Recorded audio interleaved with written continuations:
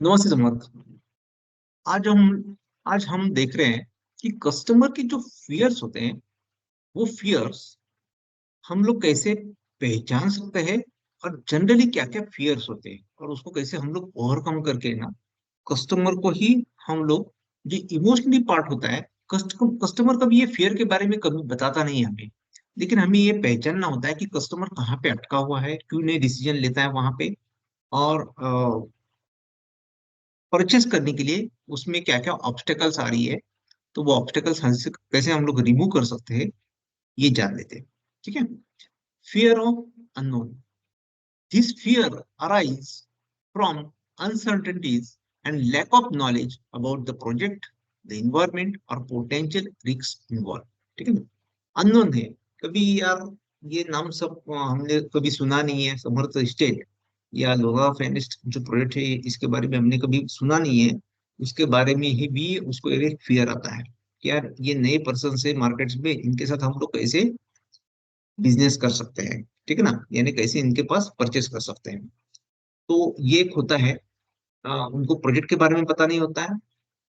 Environment के हिसाब से कैसा यहाँ पे डिजाइन किया हुआ है और पोटेंशियल रिस्क क्या क्या है, यानी कस्टमर्स के कस्टमर को रिस्क क्या क्या लेना पड़ेगा इन्वॉल्व, ठीक है ना? इसके लिए वो अननोन होता है। तो ये सब के लिए ना वो हम लोग ये सब के लिए ट्रांसपेरेंसी रख रहे हैं कि यार पोटेंशियल रिस्क है, मार्केट्स में रिस्क लेना पड़ रहा है, तो उसमें हमने क्या क्या काम किया हुआ है, ये इन्वायरमेंट में डिजाइन एंड क्वालिटी के लिए हमने क्या क्या काम किया हुआ है, और अबाउट द प्रोजेक्ट की रिलेटेड कि आपका यहाँ पे एप्लीकेशन कैसे बढ़ेगा उसके लिए हमने क्या काम किया हुआ है। लेकिन ये सब के लिए कस्टमर्स कैसा है, नॉन है। ये क्लियर हो तो कस्टमर्स को आता है यहाँ पे, ठीक है ना? कभी भी कस्टमर पूछता नहीं है और हम भी नहीं बताते। दूसरा एक फियर है कि फियर ऑफ फेलियर्स। मैं यार कुछ डिसीजन ले लूंगा तो यार मैं फेल हो जाऊंगा।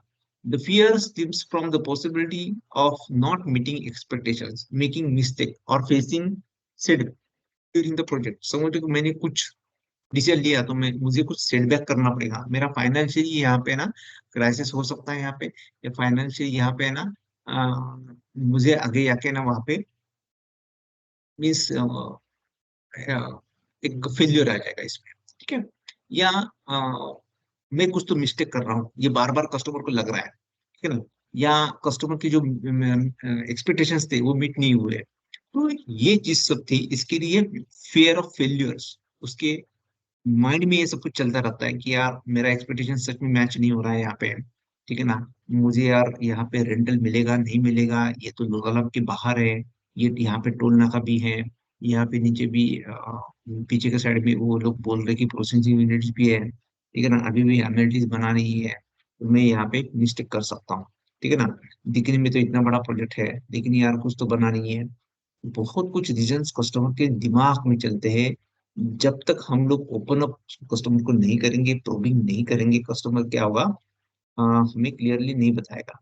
इसके लिए हमें है ना फेल्यूर्स कहाँ पे, कस्टमर कहाँ पे कौन सी वजह से पीछे जा रहा है, कौन सी वजह से वो परचेसिंग नहीं कर रहा है, वहां पे हमें ना क्या करना चाहिए, पूछना चाहिए उसको, ठीक है ना? एग्जैक्टली क्या है फियर ऑफ सक्सेस। मीन्स यार सच में ये प्रोजेक्ट रन होगा, ये लाइफ टाइम चलेगा ये, या यहाँ पे ये कुछ प्रॉब्लम्स आ सकता है। तो ये एक है। दूसरा कि fear of making a wrong decisions, ठीक है ना? मैं कुछ तो रॉन्ग डिसीजन ले रहा हूँ, उसकी वजह से लाइफ में मुझे है ना अपॉर्चुनिटी, ये तो मेरी अपॉर्चुनिटी थी लेकिन मैं कुछ तो रॉन्ग डिसीजन ले रहा हूँ, ये कस्टमर को अंदर से लगता है कभी कभी। और फिर यार कस्टमर बैकएंड में इन्हें परचेस नहीं करता है कोई प्रॉपर्टी।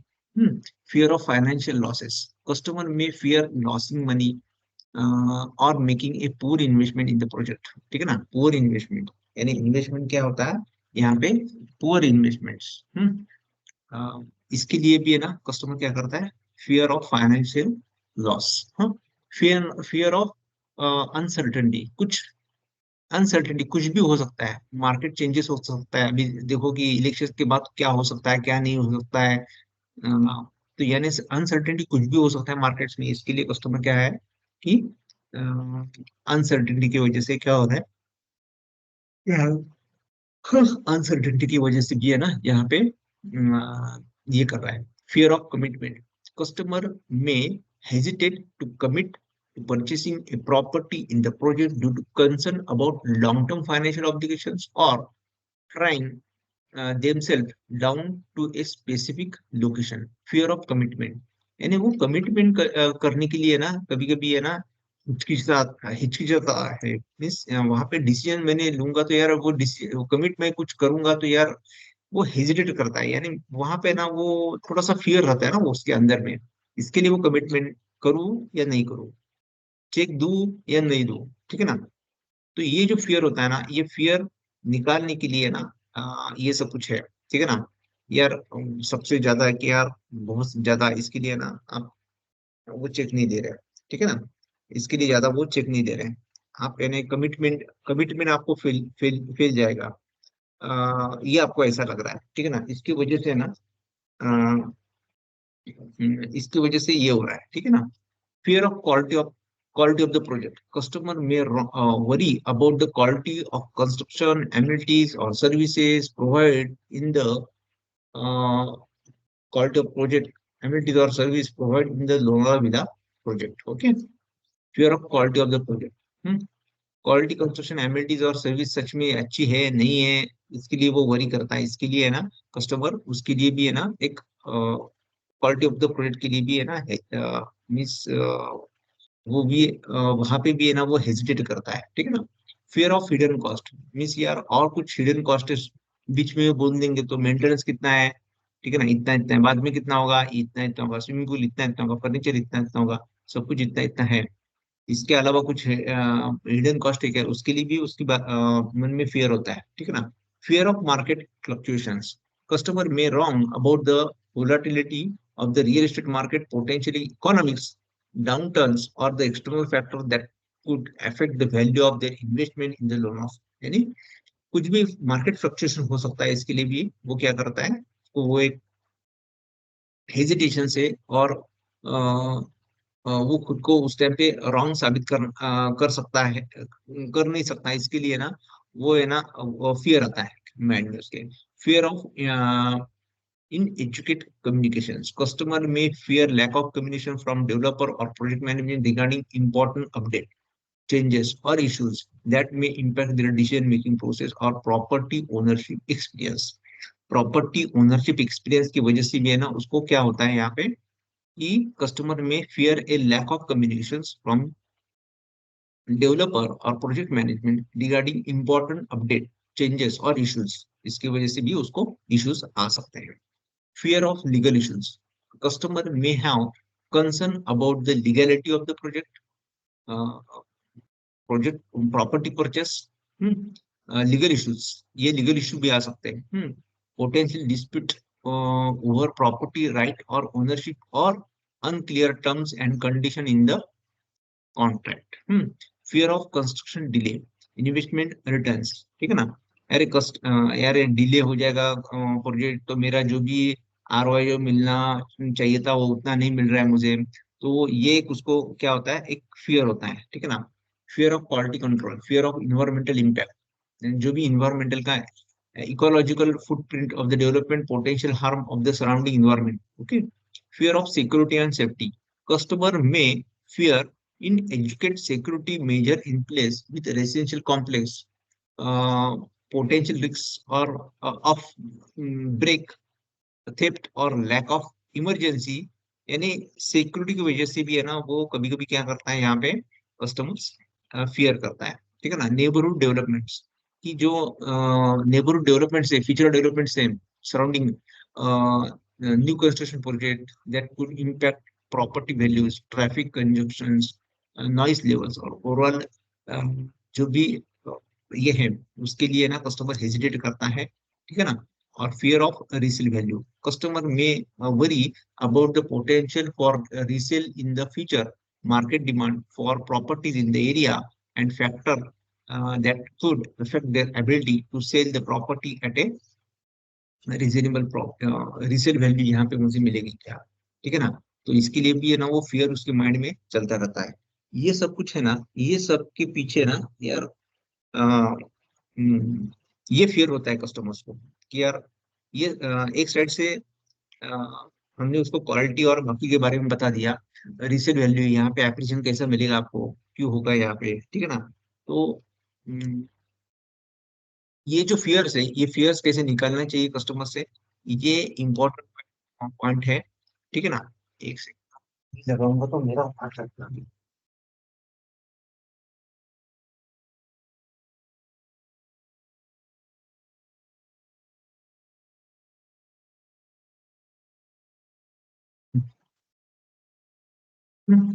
तो ये जो फियर्स है, ये फियर कैसा निकालना चाहिए, ठीक है ना, ये सबसे इम्पोर्टेंट से। और ये जो फियर्स कस्टमर को है, वो सच में समझ में आना चाहिए हमें कि यार कस्टमर कौन से फियर्स को लेके ना परेशान से करके। तो इसके लिए क्या होता है, कस्टमर कभी कभी इंटरेस्टेड होता है लेकिन ये फियर को लेके भी है ना बैक परचेस नहीं करते हैं, ठीक है ना।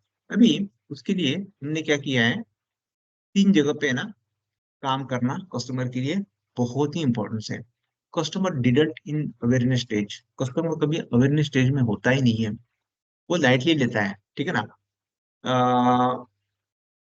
Prospect don't yet recognise the problem और नीड, उसको प्रॉब्लम ही मालूम नहीं है, खाली मार्केट में मुझे लिए लेने का है, लेकिन बैक ऑफ द माइंड में कुछ तो कस्टमर को है, कुछ तो प्रॉब्लम्स है वो, लेकिन वो रिकॉग्नाइज नहीं कर रहा है, increase awareness of the problem and its significance. लेकिन सेल्स एग्जीक्यूटिव में क्या करना चाहिए, क्या प्रॉब्लम्स आ सकते हैं, क्या क्या हो सकता है, ये सच में सामने रखना चाहिए। और ठीक है ना, इसके ऊपर हमने क्या क्या ओवरकम कैसे किया हुआ है उसके बारे में बताना चाहिए, ठीक है ना। अभी जो अवेयरनेस चीज थी, वो अवेयरनेस चीज को क्या करना चाहिए, कस्टमर को जो प्रॉब्लम है वो दिखाना चाहिए, प्रॉब्लम बिग करना चाहिए, और वो उसका इम्प्लीकेशंस क्या होगा और उसका पे आउट क्या होगा, बाद में नीड पे ऑफ क्या होगा, उसके बारे में ना बताना चाहिए। जब तक हम लोग ये नहीं बताएंगे तो कस्टमर क्या होगा, यहाँ पे फियर आ जाएगा कस्टमर्स को, और ये है ना परचेस डिसीजन नहीं ले सकता, क्योंकि वो अवेयर ही नहीं है, ये प्रॉब्लम के लिए वो अवेयर ही नहीं है, ये फियर के लिए वो अवेयर ही नहीं है। उसको वो दिखाना चाहिए, अवेयर नहीं है तो उसको आगे के स्टेप में दिखाना चाहिए कि ये प्रॉब्लम है। अभी ये प्रॉब्लम है तो उसका इम्पैक्ट क्या होगा पूरा, आपने अभी तक 6 मंथ से आप नहीं यानी आप मार्केट में घूम रहे हैं, आपकी इन्वेस्टमेंट ऐसी पड़ी हुई है, तो इसका इम्पैक्ट क्या हुआ ये नहीं दिखाया, या अभी भी आपने कुछ पॉइंट्स ऐसे हैं कि आपने नहीं देखे, तो भी आपको इम्पैक्ट क्या होगा, ठीक है ना, उसके बारे में कस्टमर को ये इम्पैक्ट दिखाना चाहिए। उसका कितना परिणाम होगा वो नहीं देखेंगे, तो उसका समरी बना के उसको कस्टमर को बाद में फाइनलाइज, आपका प्रॉब्लम ये था, आपका प्रॉब्लम इतना बड़ा है, उसका इम्पैक्ट ये होगा, और उसके लिए फाइनली ये सॉल्यूशंस के हिसाब से, यानी फाइनली उसको ये सब कुछ एक समराइज में बता दो उसको।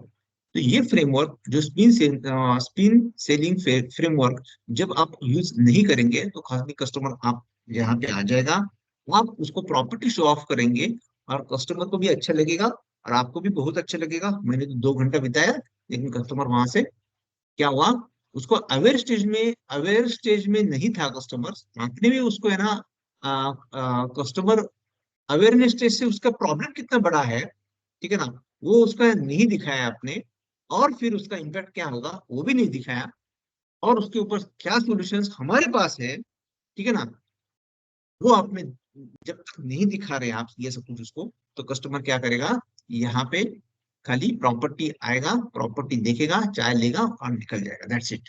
तो ये फियर जो है कस्टमर की, जो इमोशनली ये फियर से, इसके लिए ये ओवरकम कैसा करना चाहिए, ठीक है।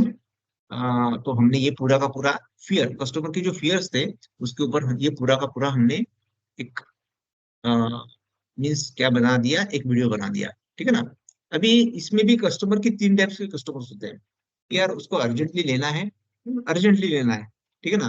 दूसरा कि यार इंटरेस्टेड है बट अर्जेंसी नहीं है, ठीक है ना। दूसरा कि क्यूरियस है, खाली कस्टमर मार्केट में घूम रहा है, दैट्स इट, ठीक है ना, कोई है ना डिसीजन ही नहीं ले रहा है वो, ठीक है ना। तो ऐसे भी कस्टमर से वो सबको फनल में कैसे लेके आना चाहिए, और उनकी फियर कैसे निकालना चाहिए, और उनको डिसीजन कैसे जल्दी लेना चाहिए, उसके लिए पूरा का पूरा अर्जेंसी क्रिएट कर कैसे करना चाहिए, उसके ऊपर हमने, यानी अर्जेंसी कब क्रिएट कर सकते हैं, कि एक वीडियो मैंने एक मस्त बना दिया उसके ऊपर, urgency, how to create urgency.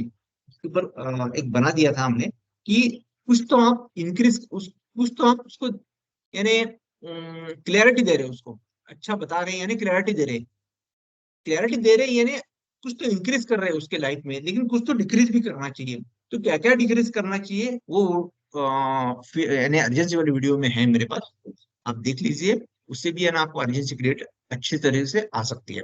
आपको क्लियर हुआ यहाँ पे कि अभी यहाँ पे हम लोग क्या करेंगे, एक दूसरी कैटेगरी में बनाता हूँ, ये खाली फियर के ऊपर है।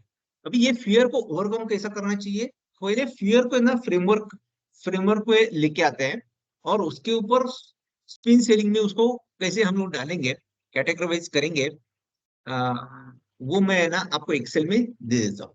ठीक है, आपको समझ में आया? ये कस्टमर की फियर से इसके लिए कस्टमर क्या कर रहा है, चेक नहीं दे रहा है आपको, ठीक है ना, क्योंकि ये बैकएंड में कस्टमर के चल रहा है लेकिन वो ओपन अप नहीं हो रहा है। तो आपको है ना प्रोबिंग करके उसको ओपन अप करना चाहिए और स्पिन सेलिंग थ्रू वो फियर को ओवरकम करना चाहिए, और फिर उस टाइम पे वो अर्जेंसी क्रिएट कर सकते हैं आप लोग। फियर जब तक ये नहीं निकलेगा कस्टमर डिसीजन नहीं निकलेगा।